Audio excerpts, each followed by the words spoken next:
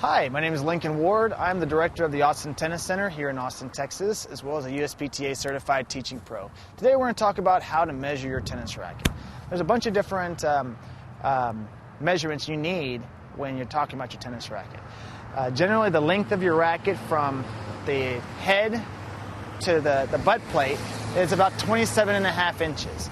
A few years back in the late 80s, a pro named Michael Chang had an extended tennis racket, which was about an inch longer, to help create a better height and power for him on the tour. These rackets were made in large scale, but nowadays players generally stick with the 27.5 inch racket. The face of your racket is also an important measurement to have. They're generally broken down into 20 or mid plus, and oversized heads, and they're generally 90 square inches, 95 square inches, and 110. The balance of your racket is important to measure as well. That'll help you determine if your racket's head heavy or handle heavy or center balanced. You're going to set the racket. You can either set it on your finger or on a balanced surface on a table, and move your racket up or down to where you find it balancing perfectly.